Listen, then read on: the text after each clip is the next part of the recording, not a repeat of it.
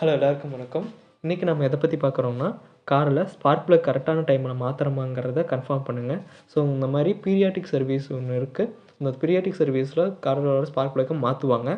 அப்படி பார்த்தீங்கன்னா ஒவ்வொரு வண்டிக்கும் ஸ்பார்க் ப்ளக் மாற்றுறது வந்துட்டு டைமிங் வந்து வேரி ஆகும். சில வண்டிக்கு பார்த்தீங்கன்னா 1,00,000 கிலோமீட்டரில் மாற்றுவாங்க. அது வந்து இரிடியம் காஸ் ஸ்பார்க் ப்ளக்னு சொல்லுவாங்க.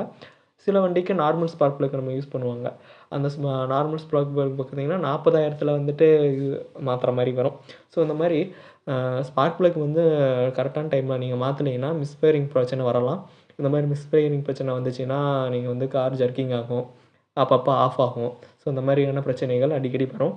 ஸோ இந்த மாதிரி ஆகாமல் இருக்கிறதுக்கு ஸ்பார்க் ப்ளக் கரெக்டான டைமிங்கில் மாற்றிக்கோங்க.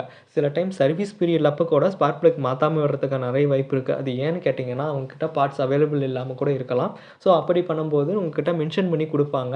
ஸோ நம்ம வந்துட்டு என்ன ஸ்பார்க் ப்ளக் தானே அப்போ மாற்றிக்கலாம், ஒன்றும் பிரச்சனை இல்லை அப்படிங்கும்போது உங்களுக்கு அதுக்கப்புறம் பார்த்தீங்கன்னா அதோட லைஃப் டைம் எப்போ வேணாலும் எண்ட் ஆகலாம். ஸோ அந்த 40,000 கிலோமீட்டர் ஓடுதுன்னு வச்சுக்கோங்களேன். அந்த 40,000 கிலோமீட்டரில் ஒரு டைம்ஸ் மாற்றணும் அப்படின்னு அவங்க சொல்கிறாங்கன்னா அந்த 40,000 கிலோமீட்டர் என்டையராக பிரச்சனை இல்லை.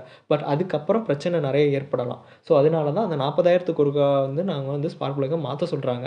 ஸோ இது எல்லா வண்டிக்குமே கரெக்டாக இருக்கும்னு கேட்டால் எல்லா வண்டிக்குமே இல்லை, ஒவ்வொரு வண்டிக்கு வேரி ஆகலாம். ஸோ அந்த வந்துட்டு ஸ்பார்க் ப்ளக் வந்துட்டு கரெக்டான பீரியாடிக் சர்வீஸ் பீரியடில் மாற்றிக்கிறோமாங்கிறத கன்ஃபார்ம் பண்ணிக்கோங்க.